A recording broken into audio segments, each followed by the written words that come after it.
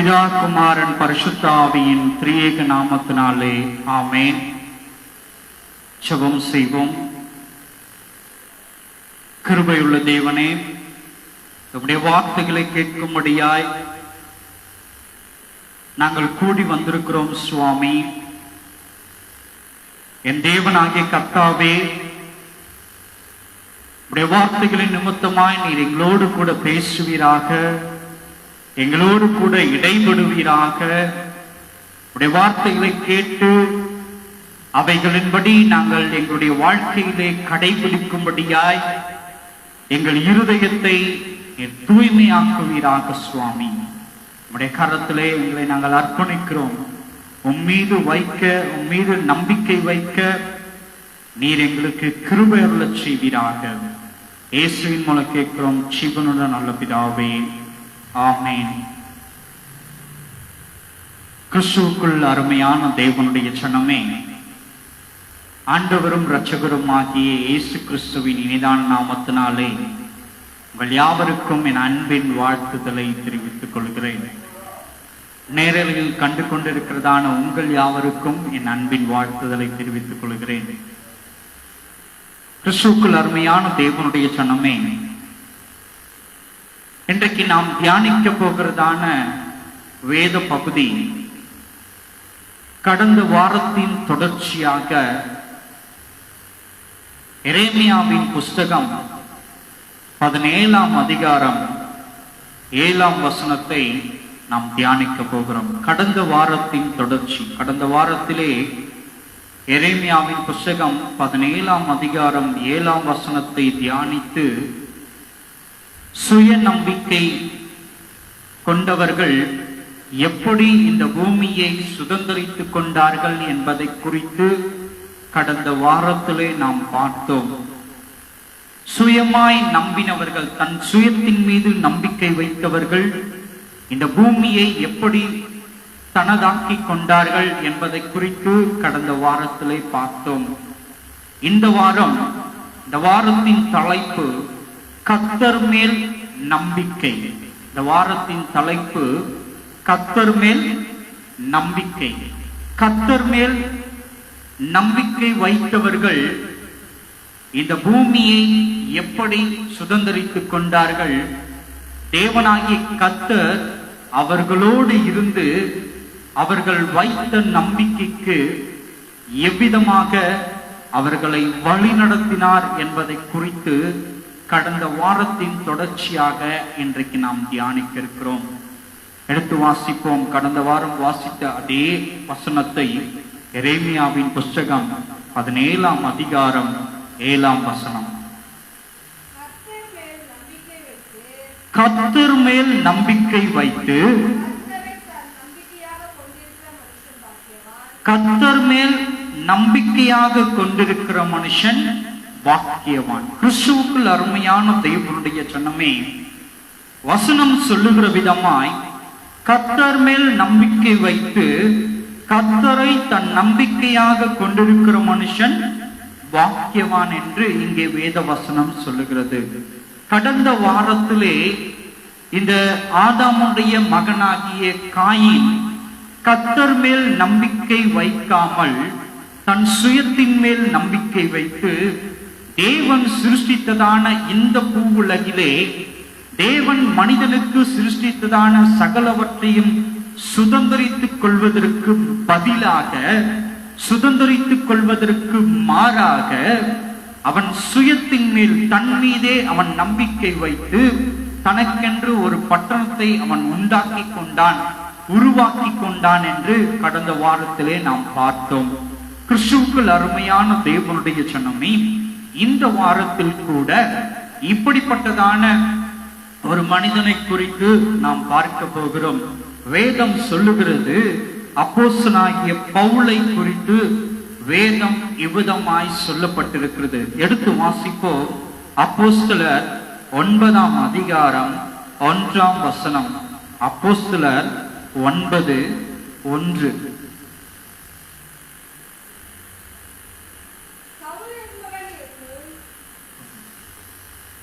வாசிங்க. சவுல் என்பவன் இன்னும் கர்த்தருடைய சீஷரை பயமுறுத்தி கொலை செய்யும்படி சீரி பிரதான ஆசாரிடத்துக்கு போய் இந்த மார்க்கத்தாராகிய புருஷரையாகிலும் ஸ்ரீகளையாகிலும் தான் கண்டுபிடித்தால் அவர்களை கட்டி எருசலேமுக்கு கொண்டு வரும்படி தமஸ்குவில் உள்ள ஜெப ஆலயங்களுக்கு நிருபங்களை கேட்டு வாங்கினான். போதும். கிறிஸ்துவுக்குள் அருமையான தேவனுடைய சொன்னமே, கர்த்தர் மேல் நம்பிக்கையா இருக்கிற மனுஷன் பாக்கியவான் என்று வேதத்திலே நாம் வாசிக்க கேட்டோம். இங்கே சொல்லப்பட்டிருக்கிறதான காரியம் என்னவா இருக்கிறது? சவுல் என்கிறதான ஒரு மனுஷன் எங்கே இருக்கிறான்? சவுல் என்கிறதான ஒரு மனுஷன் போயிட்டு சீரிய பிரதான ஆசாரிடத்துக்கு சீரிய பிரதான ஆசாரிடத்துல போயிட்டு அவன் என்ன கேட்கிறான்? இங்கே வசனம் சொல்லுகிறது, இந்த மார்க்கத்தாராகிய புருஷராகிலும் ஸ்திரீகளாகிலும் நான் கண்டால் அவர்களை கட்டி எருசலேமுக்கு கொண்டு வரும்படி தமஸ்குவில் உள்ள ஜெப ஆலயங்களுக்கு நிருபங்களை கேட்டு வாங்கினான் என்று இங்கு சொல்லப்படுகிறது. கிறிஸ்துவுக்குள் அருமையான தேவனுடைய சொன்னமே, இந்த சவுல் என்கிறதான ஒரு மனுஷன் அவன் யாரை துன்பப்படுத்தும்படியாய் அந்த பிரதான ஆசாரிடத்திலே உத்தரவு கேட்கிறான்? கிறிஸ்துவினுடைய வழிகளை பின்பற்றுகிறதான தேவ பிள்ளைகளை கண்டால் அவர்களை துன்புறுத்த வேண்டும் என்று இவன் என்ன பண்றான்? பிரதான ஆசாரிடத்திலே போய் உத்தரவு பெற்றுக் கொள்ளுகிறவனாய் காணப்படுகிறான். கடிதத்தை பெற்றுக் கொள்ளுகிறவனாய் காணப்படுகிறான். ஒரு அதிகாரம். எதற்கு? யாராகிலும் கேட்டால், எதற்கு நீ இப்படி பண்றன்னு சொல்லிட்டு கேட்டா, எனக்கு அரசாங்கத்தின் நிமித்தமாய் உத்தரவு கொடுக்கப்பட்டிருக்கிறது என்பதை காண்பிக்கும்படியாக இந்த சவுல் என்கிறதான ஒரு மனுஷன், கவனிக்கணுங்க, இந்த சவுல் என்கிறதான ஒரு மனுஷன் அவன் எப்படிப்பட்டவனாய் காணப்படுகிறான்? கிறிஸ்தவர்களை, கிறிஸ்துவை ஏற்றுக்கொண்டவர்களை துன்பப்படுத்தும்படியாய் அன்றைக்கு இருந்ததான தேசம் எங்கும் கடந்து போகிறவனாய் காணப்படுகிறான். கொலை செய்யும்படியாய். என்னது? கொலை செய்யும்படியாய்.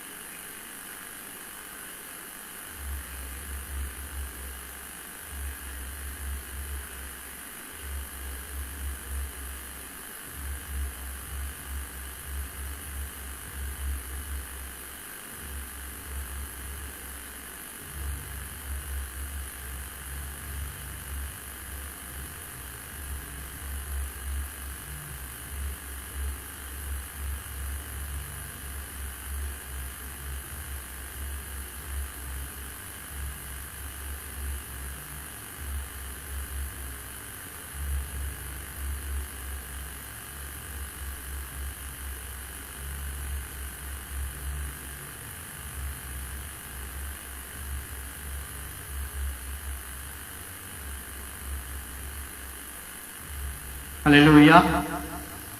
இந்த சவுல் என்கிறதான மனுஷன் கிறிஸ்துவினுடைய வழிகளை பின்பற்றுகிறதான தேவ பிள்ளைகளை அவன் கொடுமைப்படுத்துகிறவனாய் காணப்படுகிறான். அப்படி தேசம் எங்கும் போய், ஊர் ஊராக போய், அங்கே யாராவது கிறிஸ்துவை பற்றி போதிக்கிறவர்களாய் கண்டால், கிறிஸ்துவனுடைய வழிகளை பின்பற்றுகிறார்கள் என்பதை அவன் கண்டால், கேள்விப்பட்டால், அவர்களை பிடித்து அவர்களை எந்த அளவுக்கு அவன் துன்புறுத்த வேண்டுமோ அந்த அளவுக்கு அவர்களை துன்புறுத்தி பாடுபடுத்தி அவர்களை கொலை செய்து விடுகிற ஒரு மனிதனாக இந்த சவுல் என்கிறதான ஒரு மனுஷன் அந்நாளிலே காணப்பட்டான். கிறிஸ்துவுக்குள் அருமையான தேவனுடைய சனமே, இந்த சவுல் என்கிறதான மனுஷன் இவ்விதமாக கிறிஸ்தவர்களை கொலை செய்யும்படியாய் துன்புறுத்தும்படியாய் என்ன பண்றான்? தமஸ்கு என்கிறதான ஒரு பட்டணத்துக்கு அவன் வந்து கொண்டிருக்கிறவனாய் காணப்படுகிறான். அந்த தமஸ்கு என்கிறதான பட்டணத்தை நோக்கி அவன் பிரயாணம் பண்ணுகிறதான நேரத்திலே தமஸ்குவுக்கு அருகாமை அவன் வரும் பொழுது, ஏறக்குறைய தமஸ்கு கிட்ட அவன் வரும் பொழுது, அந்த சவுலுக்கு வானத்திலிருந்து ஒரு வெளிச்சத்தின் நிமித்தமாய் தோன்ற பண்ணி தேவனாகிய கர்த்தர் அங்கே அவனோடு கூட இடைப்படுகிறவராய் காணப்படுகிறார். தேவனாகிய கர்த்தர் யாரோடு கூட இடைப்படுகிறார்? கிறிஸ்துவினுடைய வழிகளை பின்பற்றுகிறதான நீதிமான்களை கொலை செய்து கொண்டிருக்கிறதான ஒரு மனுஷன் சவுல் என்கிறதான அந்த மனுஷன். இந்த மனுஷன் செய்து கொண்டிருக்கிற காரியம் என்னவா இருக்கிறது? தன் சுயத்தின் மீது நம்பிக்கை கொண்டபடியினாலே, எப்படி தன் சுயத்தின் மீது சுய நம்பிக்கை கொண்டபடியினாலே கடவுள் மீது நம்பிக்கை வைத்து இருக்கிறதான மனிதர்களை கொன்று போட வேண்டும் என்று சுட்டி வருகிறதான, கொன்று போடுகிறதான ஒரு மனிதனை தேவனாகி கர்த்தர் அவனோடு கூட இடைப்படுகிற தேவனா இருக்கிறார். அதை வாசிச்சா அருமையா இருக்கும். 4 வாசிங்க. 4. அவன் தரையிலே விழுந்தான். அப்பொழுது சவுலே, சவுலே, நீ என்னை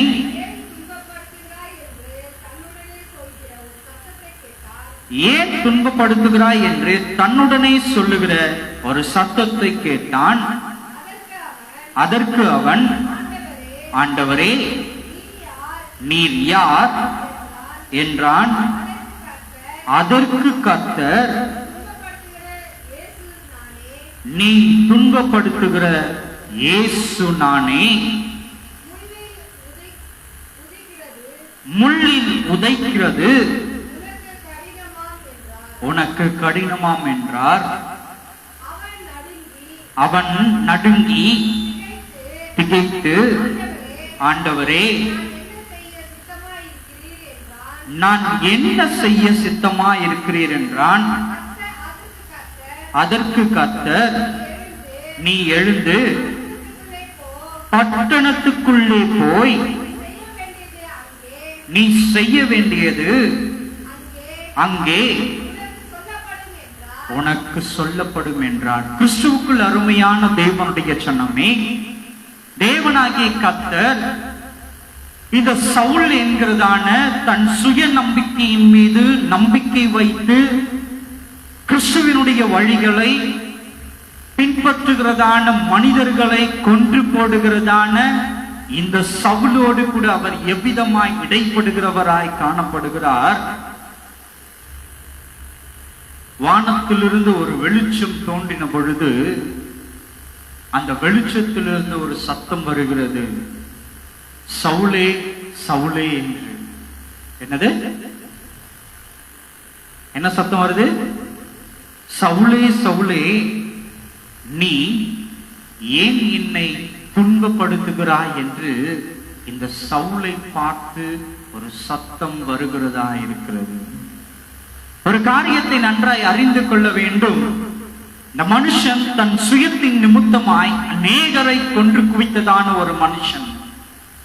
இந்த மனுஷனை குறித்து தேவனாகிய கர்த்தர் அவனிடத்திலே என்ன கேள்வி கேட்கிறார்? சவுலே, நீ ஏன் என்னை துன்பப்படுத்துகிறாய் என்று அவர் கேட்கிற தேவனாய் இருக்கிறார். கிறிஸ்துவுக்குள் அருமையான தேவனுடைய சனமே, சற்று நீங்கள் சிந்தித்து பார்க்க வேண்டும்.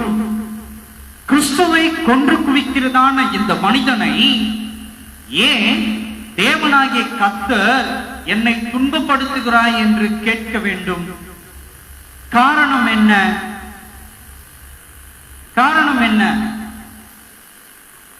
சற்று நீங்கள் ஆராய்ந்து பார்ப்பீர்களானால் பின் நாட்களிலே இதே சவுல் என்கிறதான மனுஷன் தேவனுக்கு எந்த அளவுக்கு தேவனை பின்பற்றுகிறவர்கள் அவர்களை கொன்று குவித்தானோ அதை காட்டிலும் மேலாக அநேக ஆத்துமாக்களை அவன் ரட்சிப்புக்குள்ளாய் நடத்தினான் என்று நாம் வேதத்திலே வாசிக்கிறோம். அல்லேலூயா, அல்லேலூயா.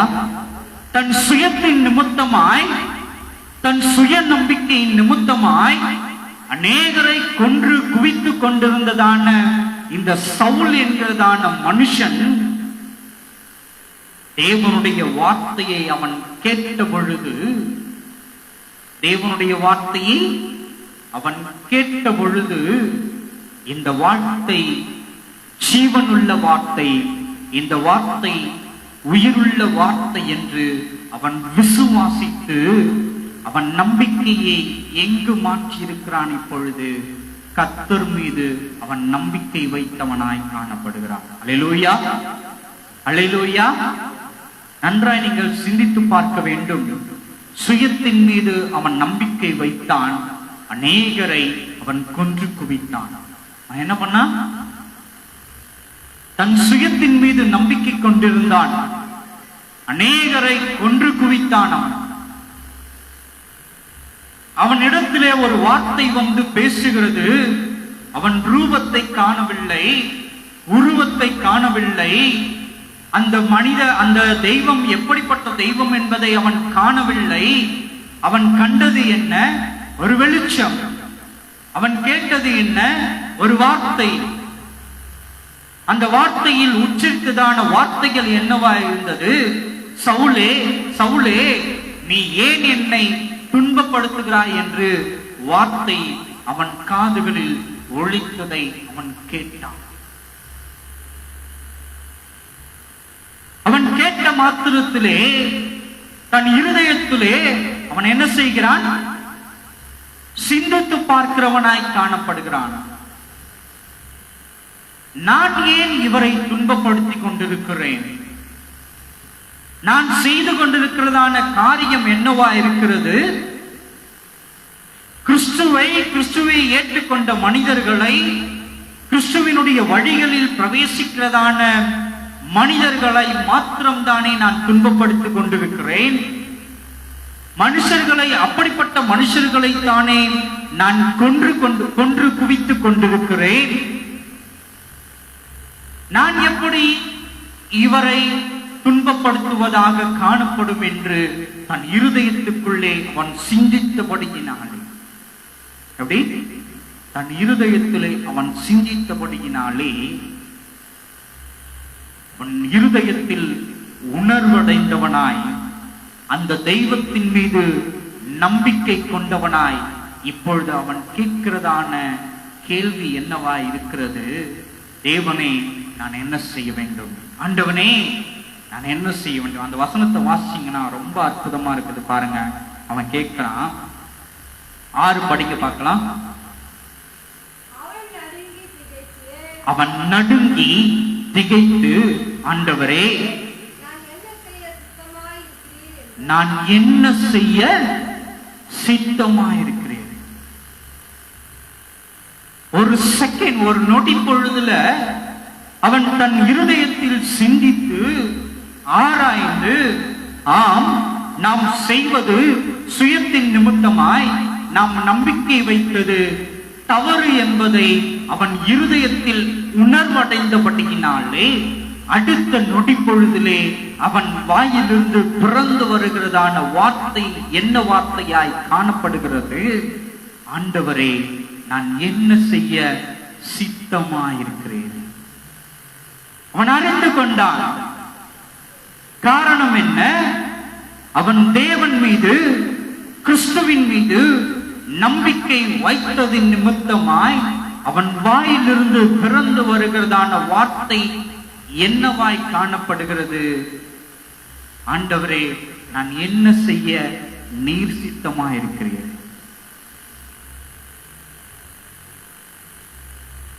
முதல்ல அவன் எப்படிப்பட்ட மனுஷனா இருந்தா? தன் சுயத்தின் மீது நம்பிக்கை கொண்டபடியினாலே அநேகரை கொன்று குவிக்கிறதான ஒரு மனுஷனாய் இருந்தான். தன் சுயத்தின் மீது அவன் நம்பிக்கை கொண்டிருந்தபடியினாலே தன் சுயத்தின்படி எல்லா முடிவுகளையும் தானாகவே எடுக்கிறவனாய் அந்த மனுஷன் காணப்பட்டான், இந்த சவுல் என்கிறதான மனுஷன். ஆனால் இப்பொழுது அவன் தேவன் மீது நம்பிக்கை கொண்டபடியினாலே, எப்படி? தன் சுயத்தின் மீது வைத்ததான நம்பிக்கை கடந்து போனது. தன் சுயத்தின் மீது வைத்ததான நம்பிக்கையை அவன் விட்டுவிட்டு இயேசுவின் மீது, தேவன் மீது அவன் நம்பிக்கை வைத்தபடியினாலே அவன் வாயிலிருந்து பிறந்து வந்ததான வார்த்தை என்னவாயிருக்கிறது? ஆண்டவரே, நான் என்ன செய்ய நீர் சித்தமாயிருக்கிறீர் என்று அந்த சவுல் ஆகிய இந்த மனுஷன் கேட்கிறவனாய் காணப்படுகிறான். கிறிஸ்துவுக்குள் அருமையான தேவனுடைய ஜனமே, இன்றைக்கும் உன்னுடைய வாழ்க்கை எப்படிப்பட்டதாய் காணப்பட்டுக் கொண்டிருக்கிறது என்பதை நீ ஆராய்ந்து பார். எல்லா தருணங்களிலேயும் உன் வாழ்க்கையில் நடைபெறுகிறதான அத்தனை காரியங்களிலேயும் உன் முடிவு எப்படிப்பட்டதாய் காணப்பட்டுக் கொண்டிருக்கிறது என்பதை உன் இருதயத்தில் நீ ஆராய்ந்து பார்க்கிற பிள்ளையாய் காணப்பட வேண்டும். காரணம் என்ன? காரணம் என்ன? உன் நம்பிக்கை சுயமாய் காணப்படுகிறதா அல்லது தேவன் மீது காணப்படுகிறதா என்பதை நீயே ஆராய்ந்து பார்க்க வேண்டும். எல்லா நேரத்திலேயும் எல்லா தருணத்திலேயும் நாமவே நிதானித்து முடிவெடுக்கிறோமா அல்லது தேவ சமூகத்திலே முழங்கால் படியிட்டு முடிவெடுக்கிறோமா என்பதை ஆராய்ந்து பார்க்கிறவளாய் காணப்பட வேண்டும். ஆராய்ந்து பார்க்கிற பிள்ளையாய் காணப்பட வேண்டும்.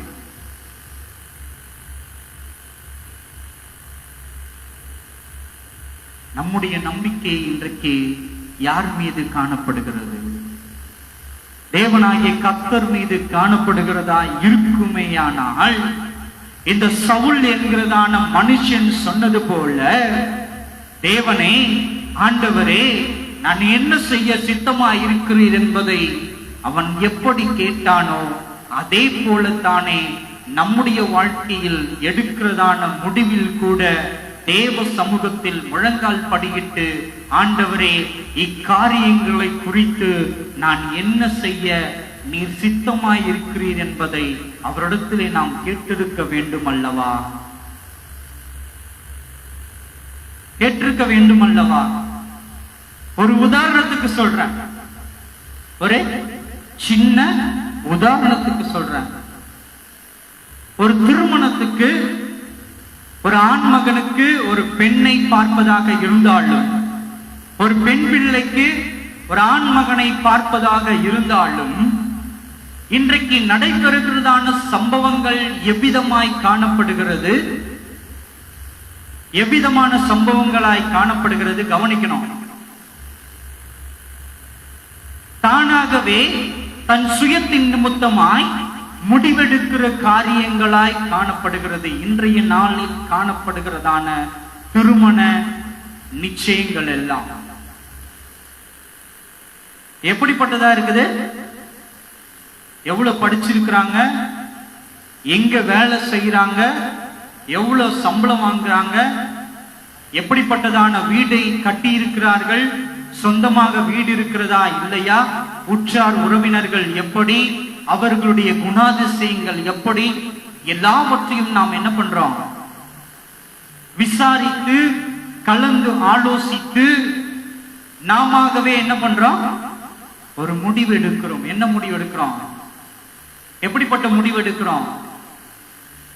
இவர் எனக்கு சரியா இருப்பாருங்க, இந்த பிள்ளை எனக்கு சரியாக இருக்கும், என் வாழ்க்கைக்கு துணையாக, என் வாழ்க்கை பிரயாணத்திலே நான் பயணிப்பதற்கு எனக்கு உற்று துணையாக இந்த பிள்ளை, இந்த மணமகனோ இந்த மணமகளோ கடைசி முடிவு வரைந்தும் என்னோடு கூட என் வாழ்க்கை பயணத்திலே உற்று துணையாக இருப்பார்கள் என்று நாமவே சிந்தித்து சுயமாக முடிவெடுக்கிறோம். எவ்விதமாக? அவர்கள் சம்பாதிக்கிற சம்பாதனை சரியாக நம்முடைய வாழ்க்கை பயணத்தை கடப்பதற்கு ஏதுவாக இருக்கும் என்று அந்த தொகையின் மீது, சம்பாத்தியத்தின் மீது நம்பிக்கை வைத்து அந்த மனிதன் கட்டி வைத்திருக்கிறதான, சொந்தமாக கட்டி வைத்திருக்கிறதான அந்த வீட்டின் மீது நம்பிக்கை வைத்து, எதற்கு? வாழ்க்கை பிரயாணத்தில் பயணம் பண்ணுவதற்கு எதன் மீது நாம் நம்பிக்கை வைக்கிறோம்? ஒரு வீட்டின் மீது. எதன் மீது நாம் நம்பிக்கை வைக்கிறோம்? ஒரு உத்தியோகத்தின் மீது, ஒரு வேலையின் மீது. எதன் மீது நாம் நம்பிக்கை வைக்கிறோம்? ஒரு பட்டத்தின் மீது, ஒரு பதவியின் மீது. ஏன்? என் வாழ்க்கை பயணத்திலே நான் இலகுவாய் பயணம் பண்ணுவதற்கு இவை எல்லாம் எனக்கு ஏதுவாய் இருக்கும் என்று அவைகள் மீது நாம் நம்பிக்கை வைத்து அந்த வாழ்க்கை பயணத்தில் நாம் பிரவேசிப்பதினால்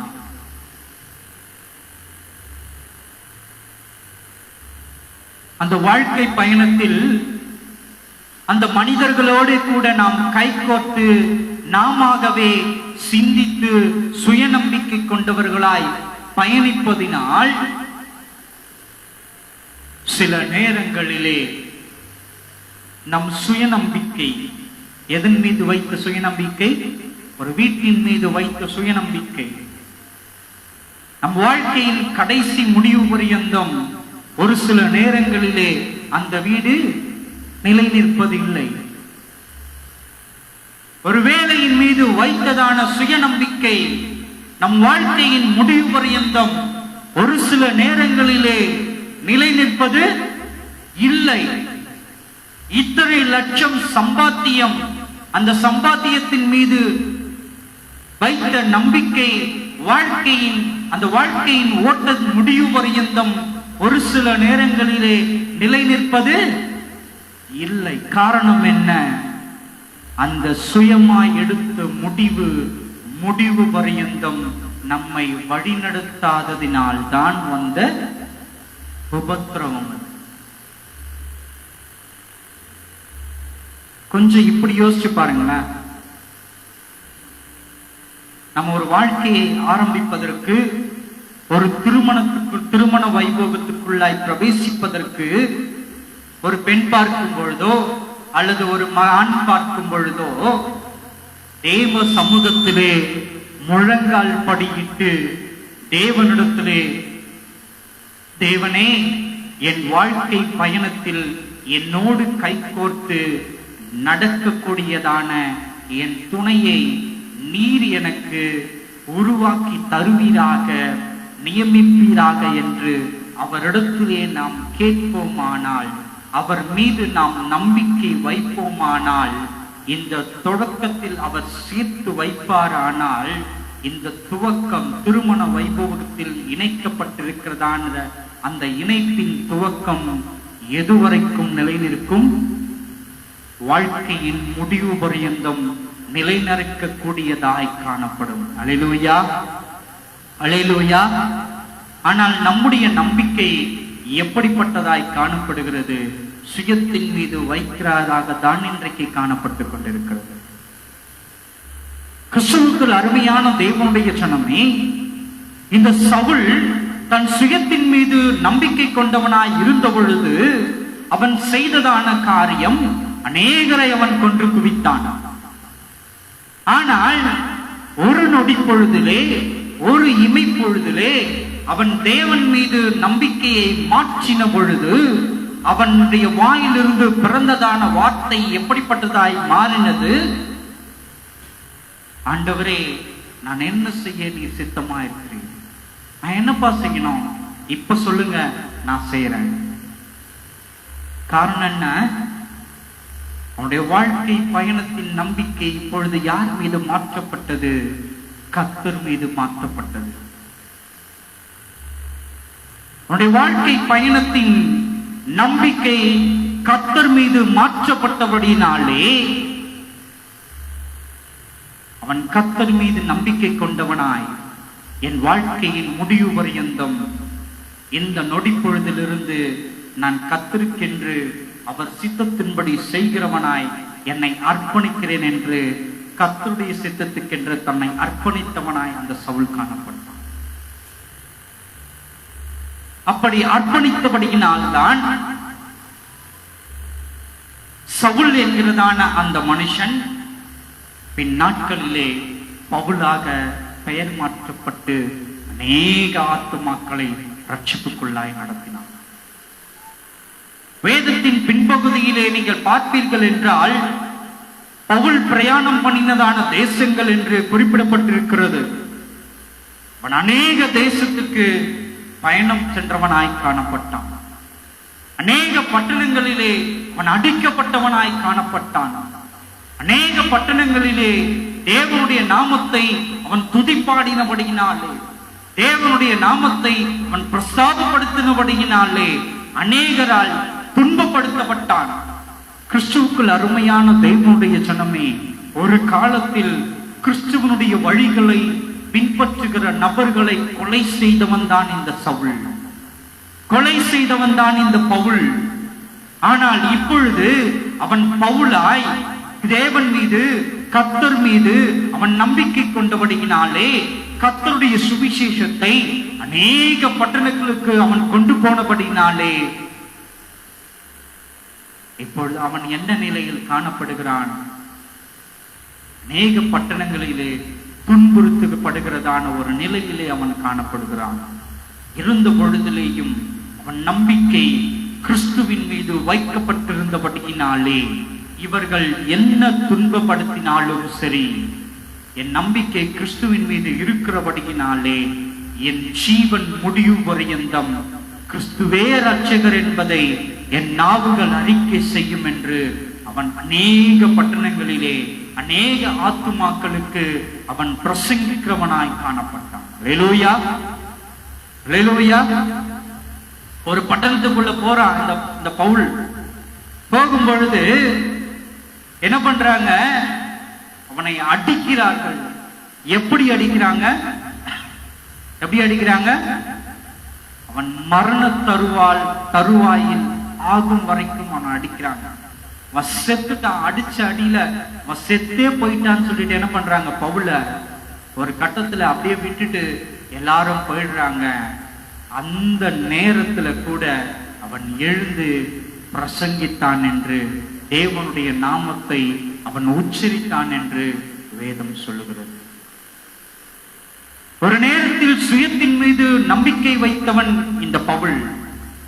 ஆனால் இப்பொழுது கர்த்தர் மீது அவன் நம்பிக்கை கொண்டபடியினாலே என் ஜீவன் போகிறதான அந்த கடைசி நொடி பொழுதில் கூட அவர் சித்தத்தை நான் செய்து முடிப்பேன் என்று அவன் விசுவாசம் உள்ளவனாய் காணப்பட்டான். அவன் விசுவாசம் உள்ளவனாய் காணப்பட்டான்.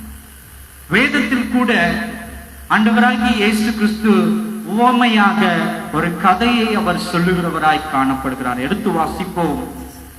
லூக்கா எழுதின சுவிசேஷம் 15ஆம் அதிகாரம் 11ஆம் வசனம். லூக்கா 15:11.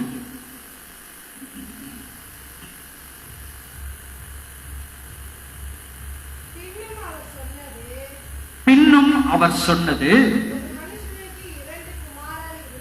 ஒரு மனுஷனுக்கு 2 குமாரர்கள் இருந்தார்கள்.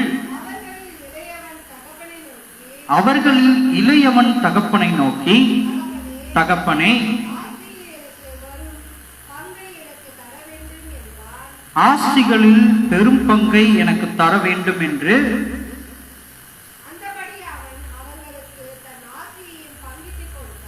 அந்தபடியே அவன் அவர்களுக்கு தன் ஆஸ்தியை பங்கிட்டு கொடுத்தான். சில நாட்களுக்கு பின்பு இளைய மகன் எல்லாவற்றையும் சேர்த்து கொண்டு தேசத்துக்கு புறப்பட்டு போய்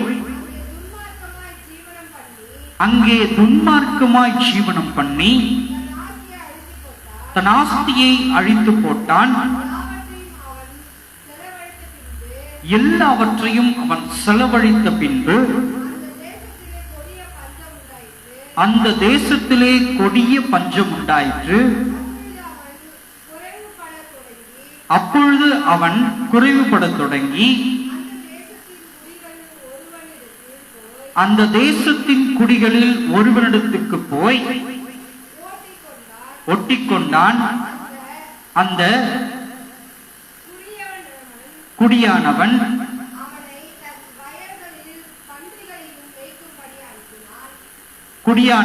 அவனை தன் வயல்களில் பன்றிகளை மேய்க்கும்படி அனுப்பினான். அப்பொழுது பன்றிகள்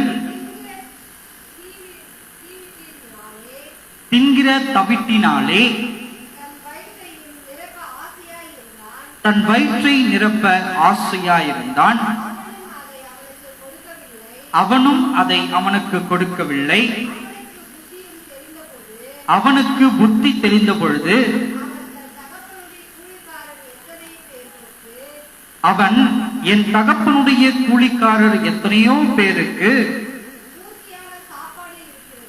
பூர்த்தியான சாப்பாடு இருக்கிறது, நானோ பசியினால் சாகிறேன். நான் எழுந்து என் தகப்பனிடத்துக்கு போய், தகப்பனே, பரத்துக்கு விரோதமாகவும் உமக்கு முன்பாகவும் பாவம் செய்தேன். இனிமேல் உம்முடைய குமாரன் என்று சொல்லப்படுவதற்கு நான் பாத்திரன் அல்ல.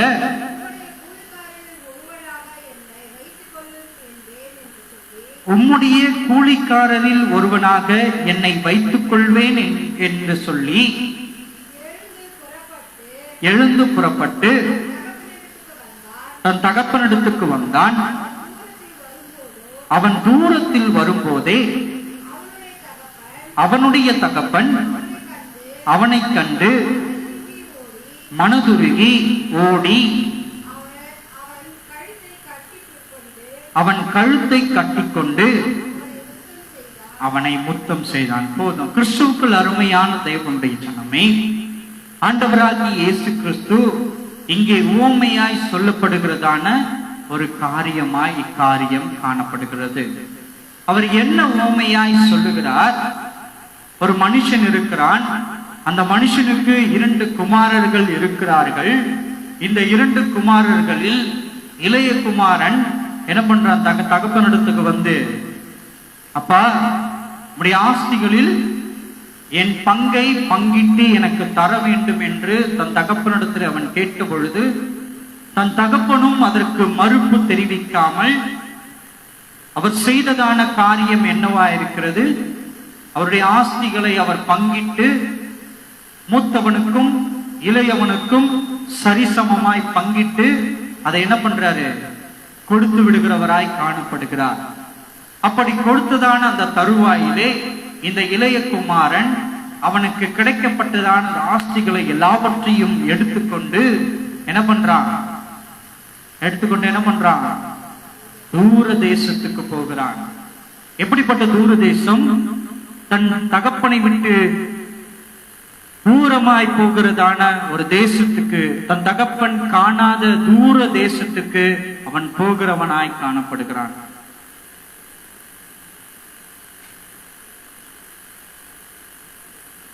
தன் தகப்பனை விட்டு தூர தேசத்துக்கு போகிறவனாய் அவன் காணப்படுகிறான்.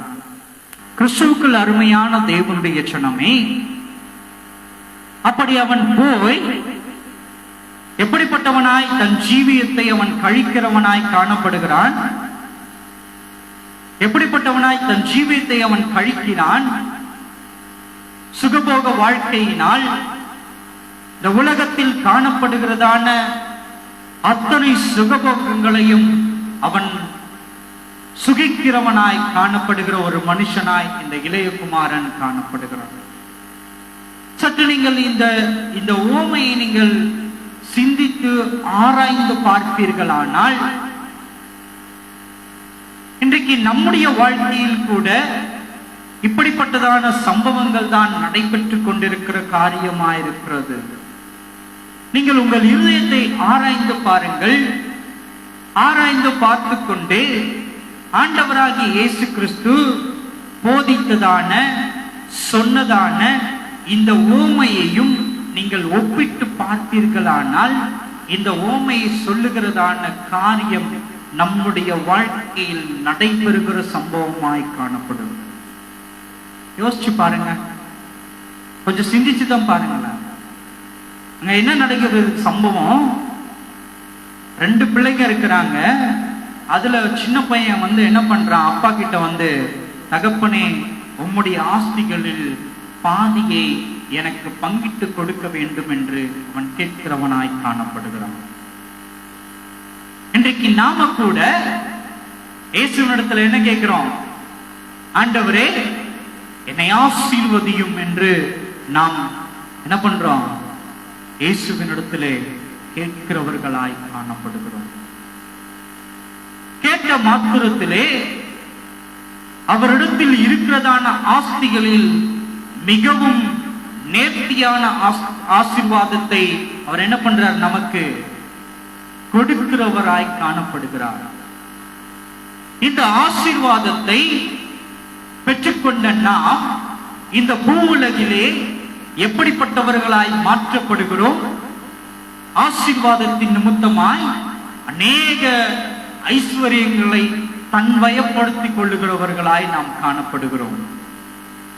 தேவ ஆசீர்வாதத்தின் நிமித்தமாய் இந்த உலகத்திலே அநேக ஐஸ்வர்யங்களை தன் வயப்படுத்திக் கொள்ளுகிறவர்களாய் நாம் காணப்படுகிறோம். இந்த இளைய குமாரன் போல நீங்க யோசிச்சு பாருங்க. இந்த இளைய குமாரன் என்ன சொல்றான்? தன் தகப்பனிடத்துல உம்முடைய ஆஸ்திகளில் பங்கை எனக்கு தர வேண்டும் என்று கேட்கிறான். கேட்ட மாத்திரத்திலே கிடைக்கப்படுகிறது. அதை பெற்றுக்கொண்டு அவன் தூர தேசத்துக்கு போனான். எதற்கு அவன் தூர தேசத்துக்கு போனான்? இந்த வாங்கி கொண்டதான இந்த ஆஸ்தியை, இந்த பணத்தை அவன் செலவழிப்பது நிமித்தமாய் நாம் சந்தோஷமாக இந்த உலகத்திலே நாம் தனிமையிலே பொழுதை கழிக்கலாம் என்று, சந்தோஷமாய் இருக்கலாம் என்று அவன் தூர தேசத்துக்கு போகிறவனாய் காணப்படுகிறான். இன்றைக்கு நாம் கூட இதே நிலையில் தான் காணப்பட்டு கொண்டிருக்கிறோம். இயேசுவினிடத்திலே, இயேசுவே என்னை ஆசீர்வதியும் என்று கேட்டு ஆசீர்வாதங்களை பெற்றுக்கொண்டு அநேக ஐஸ்வர்யங்களை நாம் சேர்க்க ஆரம்பிக்கிறோம். ஐஸ்வர்யங்கள் பெருக பெருக பெருக நம்முடைய எண்ணங்கள் எப்படிப்பட்டதாய் மாற்றப்படுகிறது? ஐஸ்வர்யங்கள் நமக்கு அதிகமாக அதிகமாக அதிகமாக தேவனை விட்டு, கர்த்தரை விட்டு நாம் காண முடியாத தூரத்துக்கு போகிறவர்களாய் நாம் காணப்படுகிறோம். எப்படி? எது நிமித்தமாக? தேவன் கொடுத்ததான ஆசீர்வாதத்தில் கிடைக்கப்பட்டதான அந்த ஐஸ்வர்யத்தின் நிமித்தமாக. கொஞ்சம் நல்லா யோசிச்சு பாருங்க. தன் தகப்பனிடத்திலிருந்து கிடைக்கப்பட்டதான அந்த ஆசீர்வாதத்தினாலே அவன் தூர தேசத்துக்கு போகிறான். இயேசுவினிடத்திலிருந்து கிடைக்கப்பட்டதான அந்த ஆசீர்வாதத்தினாலே நாம் கூட இன்றைக்கு ஐஸ்வர்யத்தை பெற்றுக் கொண்டதனால் நாம் என்ன பண்றோம்? தேவனை காணக்கூடாதபடிக்கு தூரமாக்கப்படுகிறவர்களாய் காணப்படுகிறோம். எப்படி?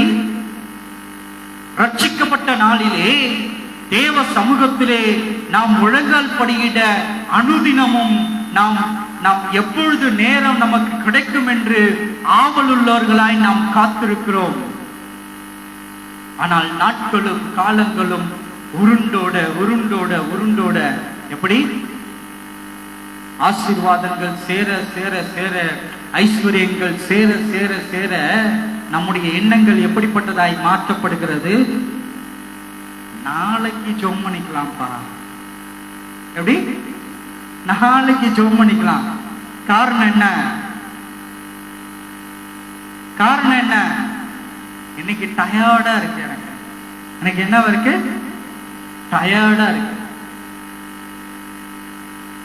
நாளைக்கு பைபிள் வாசிச்சுக்கலாம். காரணம் என்ன? இன்னைக்கு டயர்டா இருக்கு, உடல் எனக்கு ஒத்துழைப்பு கொடுக்கவில்லை, சோம்பலாய் காணப்படுகிறது. எதனால் உனக்கு அந்த சோம்பல் வந்தது? எது நிமித்தமாய் அந்த சோம்பல் வந்தது? அதை கொஞ்சம் ஆஃப் பண்ணிட்டு. எது நிமித்தமாய் அந்த சோம்பல் உனக்கு வந்தது? எது நிமித்தமாயம்மா உனக்கு சோம்பல் வந்தது? நீ கேட்டதை அவர் கொடுத்தபடியினாலே, அதன் நிமித்தமாய் உனக்கு ஐஸ்வர்யம் பெருகினபடியினால். இப்பொழுது உன் எண்ணம் எப்படிப்பட்டதாய் மாற்றப்பட்டிருக்கிறது?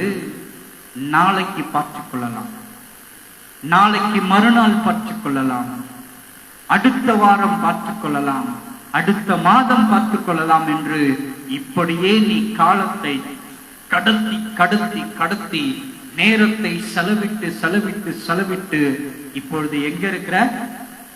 தூர தேசத்துக்கு போயிட்ட. எவ்வளவு பெரிய தூர தேசம்! எப்படி அந்த இளைய மகன் தன் தகப்பனை விட்டு தூர தேசத்துக்கு போனானோ, தன்னிடத்திலே ஐஸ்வர்யம் கிடைத்தபடியினாலே, அதே போல இன்றைக்கு நாமும் ஐஸ்வர்யத்தை பெற்றுக்கொண்டு ஆசீர்வாதத்தை பெற்றுக்கொண்டு தேவனை பார்க்காமல் தூரமாய் போனவர்களாய் நாம் காணப்பட்டுக் கொண்டிருக்கிறோம். யோசிச்சு பாருங்க, நம்முடைய வாழ்க்கை எப்படிப்பட்டதா இருக்கிறது? எல்லாத்துக்கும் காரணம் என்ன? எல்லாத்துக்கும் காரணம் என்ன? தேவன் கொடுத்ததான ஆசீர்வாதம் தான் காரணம். தேவன் கொடுத்ததான அளவு கடந்த ஆசீர்வாதம் தான் காரணம். அவர் எதற்காக ஆசீர்வதித்தார்? நம் மீது அன்பு கொண்டபடியினால் தான் அவர் ஆசீர்வதித்தார். அவர் ஆசீர்வாதத்தை பெற்றுக்கொண்ட நாம் அதை எப்படி பயன்படுத்தி இருக்க வேண்டும்? ஆசீர்வாதத்தை பெற்றுக்கொண்டு இருந்தும் தேவனுடைய சமூகத்தில் காத்திருப்பது நலம் என்று தேவன் மீது நம்பிக்கை கொண்டவர்களாகத்தானே நாம் காணப்பட்டிருக்க வேண்டும். ஆனால் நடைபெற்றதான காரியம் என்ன? தேவனிடத்தில் பெற்றுக்கொண்டதான ஆசீர்வாதத்தை நாம் பெற்றுக்கொண்டு இப்பொழுது என் கைகளில் அநேக தேவ ஆசீர்வாதம் இருக்கிறது என்று தேவன் மீது வைத்ததான ஆசீர்வாதத்தை, நம்பிக்கையை மன்னிக்கணும், தேவன் மீது வைத்ததான நம்பிக்கையை மறந்தவர்களாய் இந்த ஐஸ்வர்யத்தின் நிமித்தமாய் இப்பொழுது எப்படி மாற்றப்பட்டிருக்கிறது? நம்முடைய நம்பிக்கை நம் மீது வைத்துக் கொண்டு, சுயத்தின் மீது வைத்துக் கொண்டு சோம்பேறிகளாய் சோம்பல்களாய் தேவனை பார்க்க மாட்டாதபடிக்கு இப்பொழுது நாம் எங்கே போய் கொண்டிருக்கிறோம்? தூர தேசத்துக்கு போய் கொண்டிருக்கிறோம். எதற்கு நாம் தூர தேசத்துக்கு போய் கொண்டிருக்கிறோம்? நம் மீது நம்பிக்கை வைத்து நாம் சந்தோஷமாயிருக்கலாம், நாம் மகிழ்ச்சியாயிருக்கலாம், நாம் அளவு கடந்ததான இந்த பணத்தை எப்படி என்ன பண்ணலாம்? செலவழித்து தன்னுடைய வாழ்க்கையை சுகமாய் வாழலாம் என்று நம்பிக்கை கொண்டபடினார், சுகமாய் வாழலாம் என்று நம்பிக்கை கொண்டபடியினால். கிறிஸ்துவுக்குள் அருமையான தேவனுடைய ஜனம், கொஞ்சம் கவனிக்கணும். ஒரு காரியத்தை நீங்க நன்றாய் அறிந்து கொள்ள வேண்டும். இந்த இளைய குமாரனை தேவனாகிய கர்த்தர் ஆசீர்வதித்தார். எதற்கு? அந்த ஆசீர்வாதம் அவனுக்கு பிரயோஜனப்பட வேண்டும் என்று. ஆனால் நடைபெற்றதான சம்பவம், அந்த ஆசீர்வாதத்தின் நிமித்தமாய் தேவனை பார்க்க மாட்டாத தூரத்துக்கு அவன் போனான். இப்ப என்ன நடப்பது? அந்த ஆசீர்வாதங்கள் எல்லாம் காலியாயிடுச்சு. தேவன் கொடுத்ததான அந்த ஆசீர்வாதத்தின் ஐஸ்வர்யங்கள் எல்லாம் ஒரு காலகட்டத்திலே இல்லாத நிலை வருகிறது. இந்த இல்லாத நிலை வரும் பொழுது இந்த இளைய குமாரனுக்கு இப்ப என்ன தோணுது? எங்க உட்கார்ந்துட்டு இருக்குமோ தோணுது. இப்போ அவனுக்கு பன்றிகளின் கூட்டத்தில் உட்கார்ந்து கொண்டிருக்கும் பொழுது அவனுக்கு தோன்ற பண்ணுகிறதான ஒரு காரியம். பன்றிகளின் கூட்டம் என்றால் என்ன? பிசாசோடு இணைந்து தூர தேசத்திலே அப்படி தேசத்திலே, தேவனை பார்க்க மாட்டாத தேசத்திலே பிசாசோடு இணைந்து, பன்றிகள் கூட்டத்தில் இணைந்து, அந்த வசனம் ரொம்ப அற்புதமா இருக்குது, படிங்க பார்க்கலாம். அந்த வசனம் 15.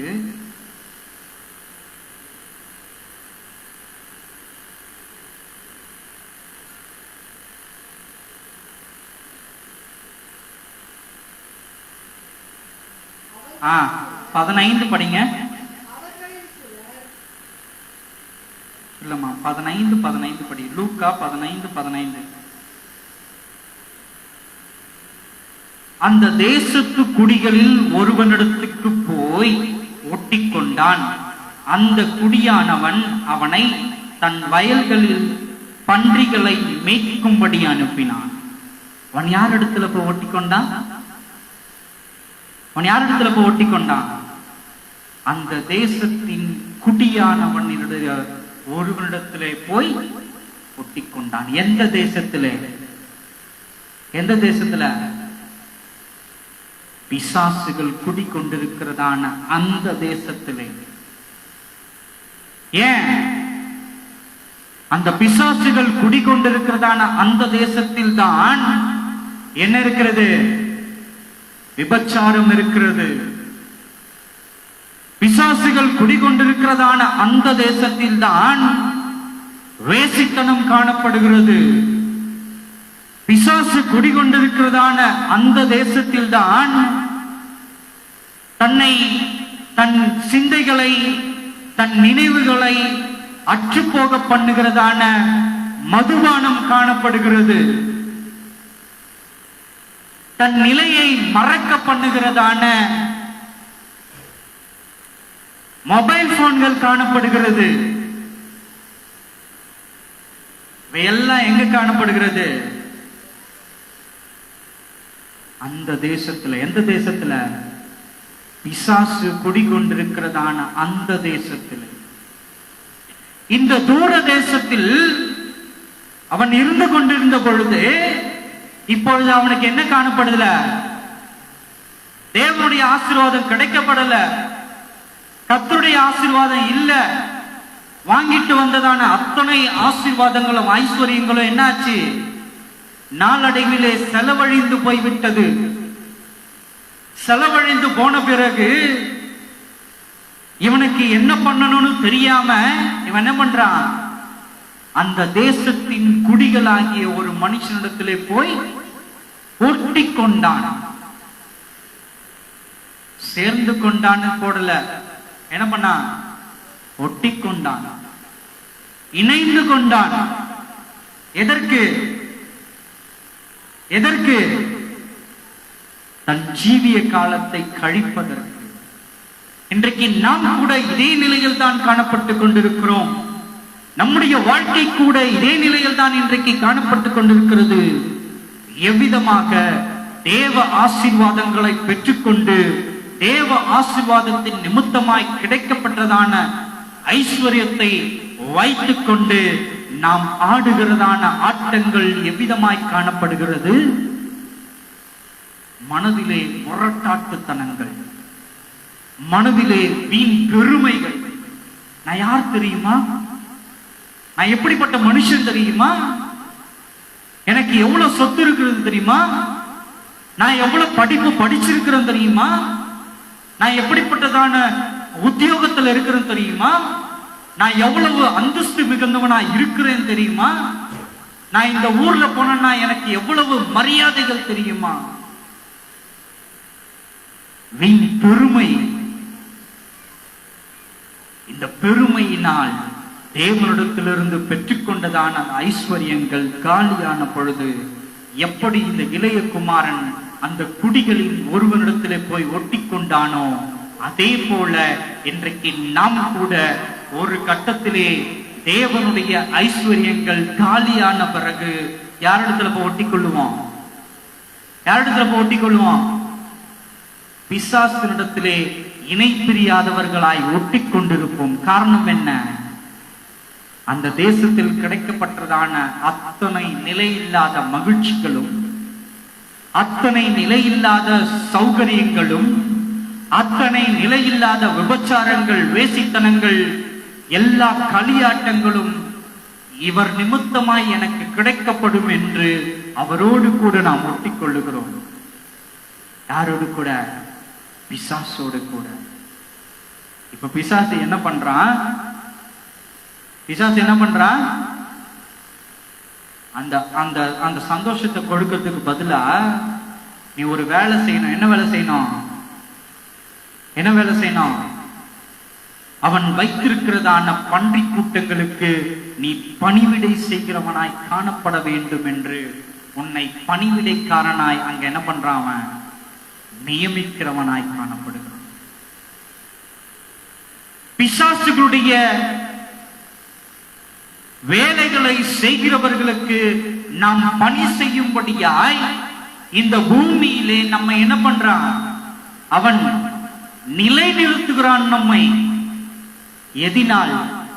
தேவ ஆசீர்வாதத்தை நாம் இழந்தபடியினால், தேவ நம்பிக்கையை நாம் இல்லாதவர்களாய் காணப்பட்டபடியினாலே இப்போ நடைபெறுகிறதான சம்பவம் என்னமா இருக்குது?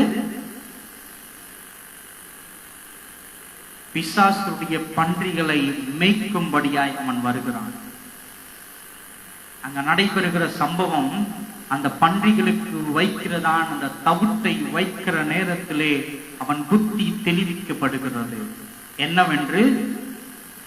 என்னன்னு தெளிவிக்கப்படுது? என் தகப்பனுடைய வீட்டிலே அநேகமாய் வேலைக்காரர்கள் இருக்கிறார்கள், அவர்களுக்கு கூட சாப்பிட்டு திருப்தி அடையத்தக்கதான அநேக உணவுகள் எங்களுடைய வீட்டில் காணப்படும். ஆனால் எனக்கோ, என் தகப்பனை மறந்ததான எனக்கோ இங்கே ஒருவேளை சாப்பாடு கூட கிடைக்கப்படாத நிலை இன்றைக்கு காணப்பட்டு கொண்டிருக்கிறதே. ஐயோ, என் நிலை இதுவல்ல, என் நிலை என் தகப்பனுடைய வீட்டில் இருப்பதுதான் என்று அவன் உணர்ந்தபடியினாலே, புத்தி தெளிந்தபடியினாலே, அவன் யோசித்தபடியினாலே இப்பொழுது எழுந்து நடக்கிறான். எதை நோக்கி அவன் நடந்து போகிறான்? தன் தகப்பன் வீட்டை நோக்கி அவன் நடந்து போகிறான். கிறிஸ்துவுக்குள் அருமையான தேவனுடைய ஜனமே, கர்த்தருடைய ஆசீர்வாதத்தை பெற்றுக்கொண்டு அந்த ஐஸ்வர்யத்தின் நிமித்தமாய் பெருமைகளினால் நீ தூர தேசத்துக்கு தேவனை காணாமல் ஓடி போயிருக்கலாம். இப்பொழுது உனக்கு ஒரு சந்தர்ப்பம் கிடைக்கப்படுகிறது, ஒரு வாய்ப்பு கொடுக்கப்படுகிறது. இந்த வாய்ப்பை நீ பயன்படுத்திக் கொள்வாயானால் உன்னுடைய நடை எந்த இடத்தை நோக்கி காணப்பட வேண்டும்? நித்திய ராஜ்யத்தை நோக்கி காணப்பட வேண்டும். ஏன்? அதுதான் நம் தகப்பன் வீற்றிருக்கிறதான வீடாக காணப்படுகிறது. அதுதான் நம்முடைய தகப்பனுடைய வீடாய் இருக்கிறது. ஏன்? வசனம் இவ்விதமாக சொல்லுகிறது, அவர் அப்பா பிதாவே என்கிறதான புத்திர சுவிகாரத்தின் ஆவியை நமக்கு கொடுத்திருக்கிறார் என்று. அவர் அப்பா பிதாவே என்கிறதான புத்திர சுவிகாரத்தின் ஆவியை நமக்கு கொடுத்திருக்கிறபடியினாலே நம்முடைய ரட்சிக்கப்பட்டதான நம்முடைய தகப்பனுடைய வீடு நித்திய ராஜ்யமா இருக்கிறபடியினாலே இந்த பூவுலகிலே இந்த மாயையான சுயத்தின் இன்பங்களின் நிமித்தமாய் லைத்துக் கொண்டிருக்கிறதான நமக்கு இப்பொழுது நம்முடைய புத்தி தெளிவிக்கப்பட வேண்டியதான தருணமாய் இத்தருணம் காணப்படுகிறது. இப்பொழுது நம்முடைய புத்தி எப்படி மாற்றப்பட வேண்டும்? நம்முடைய எண்ணம் எப்படி மாற்றப்பட வேண்டும்? என் நிலை இந்த பூமியில் இருந்து இந்த தவிட்டை தின்கிறது என் நிலை அல்ல. என் நிலை என் தகப்பன் வீட்டுக்குள் பிரவேசித்து என் தகப்பனுடைய போஜனத்திலே, போஜன பந்தியிலே நான் பங்கேற்பதுதான் உண்மையான நிலை என்பதை உணர்ந்தவர்களாய் நாம் பிரவேசிக்க வேண்டும். நம்முடைய நடை இந்த மாய உலகத்தை நோக்கி நடக்கிறதாய் காணப்படக்கூடாது. நம்முடைய நடை தன் தகப்பன் வீட்டை நோக்கி, நித்திய ராஜ்யத்தை நோக்கி வீர நடை போடுகிறவர்களாய், வெற்றி நடை போடுகிறவர்களாய் காணப்பட வேண்டும். அல்லேலூயா, அல்லேலூயா. நம்முடைய நம்பிக்கை யார் மீது காணப்படணும்? நம்முடைய நம்பிக்கை யார் மீது காணப்பட வேண்டும்? கர்த்தர் மீது காணப்படுகிற நம்பிக்கையாய் காணப்பட வேண்டும். கிறிஸ்துவுக்குள் அருமையான தேவனுடைய ஜனமே, இது நாள் வரைக்கும் காயினை போல உன் சுயத்தின் மீது நீ நம்பிக்கை கொண்டவர்களாய் இருப்பீர்களானால், இதோ இப்பொழுது உங்களுக்கு ஒரு வாய்ப்பு கொடுக்கப்படுகிறது. உன் இருதயத்தை கர்த்தருடைய சன்னிதானத்தில் நீ தாழ்த்தி, அவருடையத்திலே உன் இருதயத்தை நீ தாழ்த்துவாயானால் உனக்கு ரட்சிப்பை கிடைக்கப்படுவதின் நிமித்தமாய் தகப்பனுடைய வீட்டிலே உன்னை சேர்த்துக் கொள்ள அவர் ஆவலோட அனுதினமும் காத்திருக்கிற தேவனாயிருக்கிறார். நீ எப்போ வருவன்ட்டு அவர் எதிர்பார்த்து காத்திருக்கிறார். நடைபெறுகிறதான காரியம் ஒன்றாகத்தான் இருக்க வேண்டும். உன் புத்தி தெளிய பண்ணுகிறதாய் காணப்பட வேண்டும். உன் புத்தி தெளியணும். எதிலிருந்து தெளிய வேண்டும்? இந்த மாய உலகத்தின் ஆசையிலிருந்து நாம் தெளிவிக்கப்பட்டவர்களாய் நம்முடைய விருப்பம் எதுவாக காணப்பட வேண்டும்? தகப்பின் வீடாய் காணப்பட வேண்டும். அல்லேலூயா, அல்லேலூயா. கடைசியாய் ஒரு வசனத்தை நாம் வாசிப்போம். எபேசியர் 5:14. எபேசியர் 5:14.